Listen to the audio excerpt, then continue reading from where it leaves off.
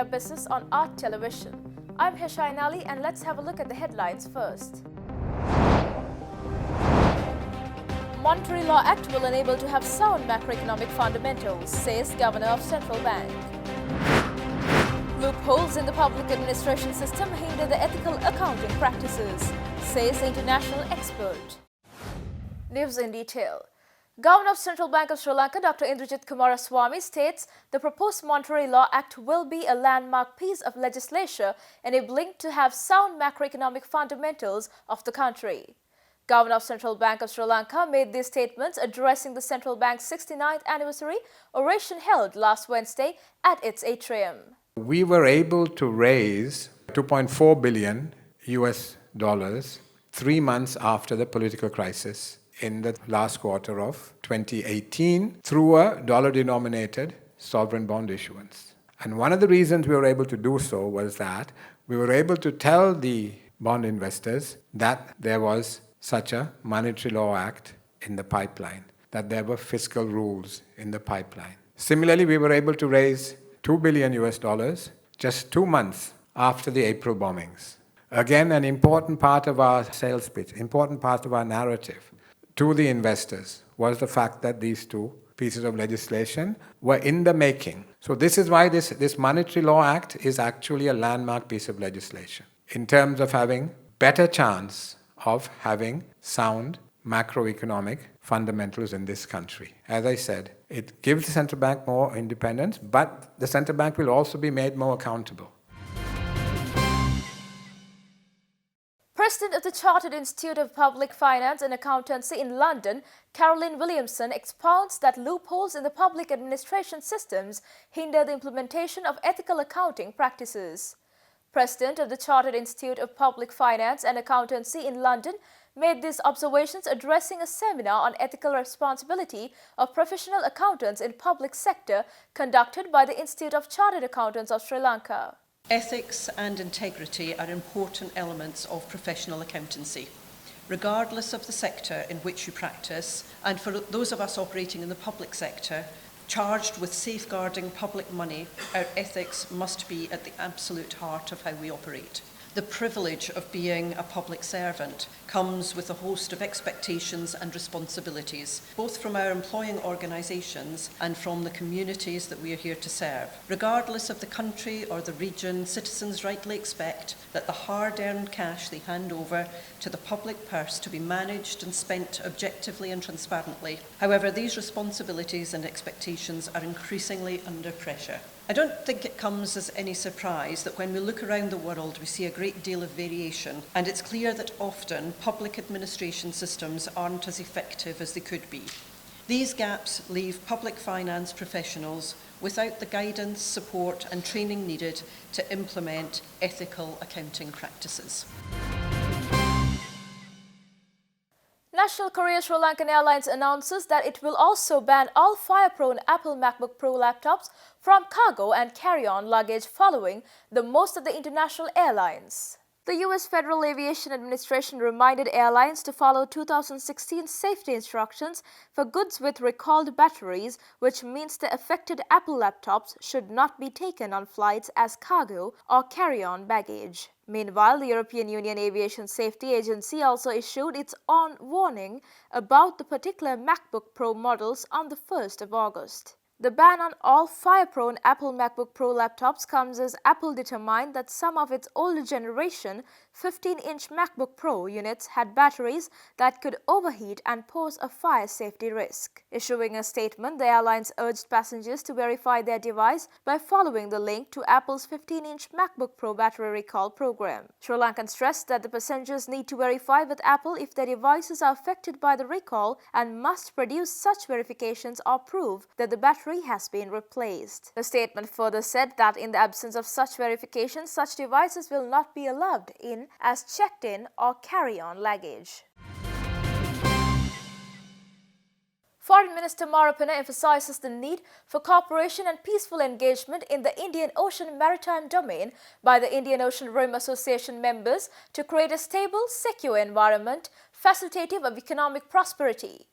Addressing the third IORA Blue Economic Conference held in Dhaka in Bangladesh on the 5th of September 2019, Foreign Minister Marapana also briefed the steps taken by Sri Lanka in harnessing sustainable blue economy, including methods adopted on sustainable use of oceanic resources.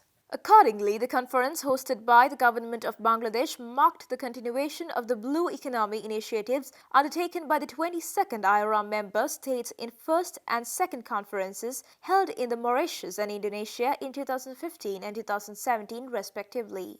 The ministerial conference was preceded by the committee of senior officials, which held extensive deliberations on key thematic areas on exploration of ocean resources, promotion of sustainable ocean economy and governance, harvesting sustainable blue opportunities, enhancing regional cooperation, challenges and opportunities for ocean resource management, and lastly, enhancing maritime opportunities and logistics facilities.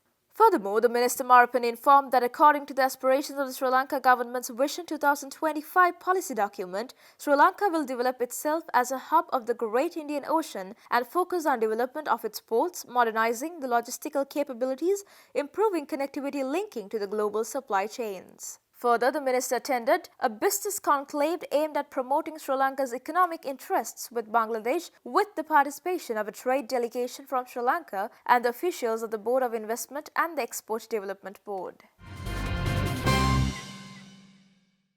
Stay tuned for more news right after this commercial break.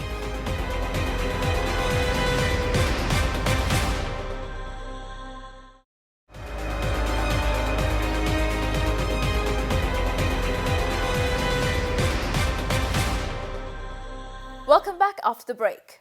Board member of Sri Lanka Islamic Centre, Javed Yusuf, expounds that the country's business community should be dominant enough to influence the government towards the national well-being.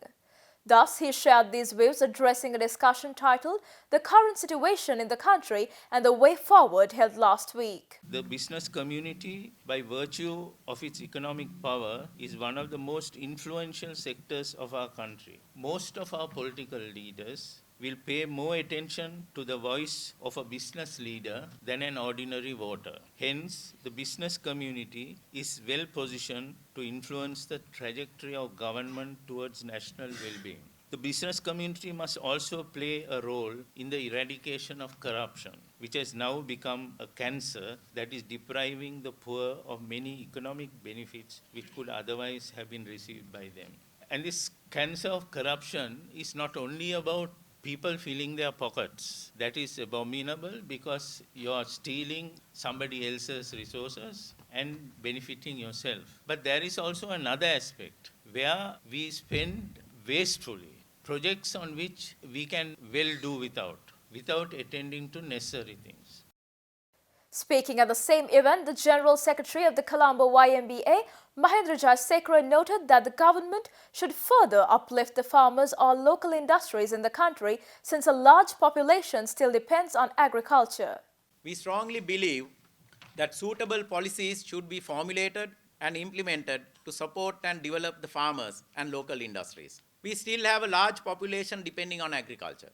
Provision of cheap or free fertilizer alone will not secure our agriculture and protect the farming community. We need to support them with modern technology as well as stable pricing mechanism in order to encourage more investment in agriculture. Our land policy also should encourage bigger farming units that will in turn help reduce cost of production and brings benefits of economies of scale.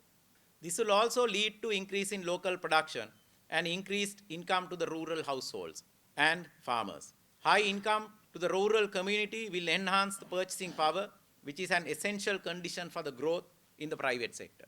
The income of rural households has deteriorated to a very low level in the history of Sri Lanka. As per the central bank report, almost every household is indebted to a microfinancing scheme by at least 140,000 rupees.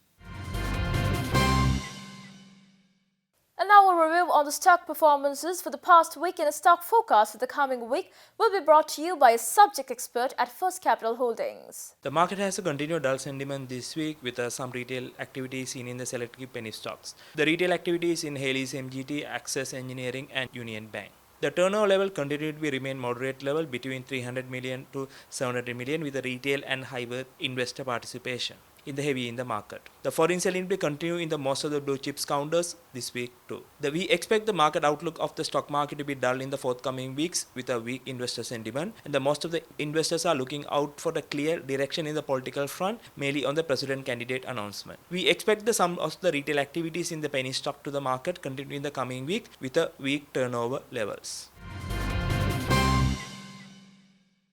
And that's all news for today. Do join us tomorrow with Best Roundup. Until then, take care. Good night.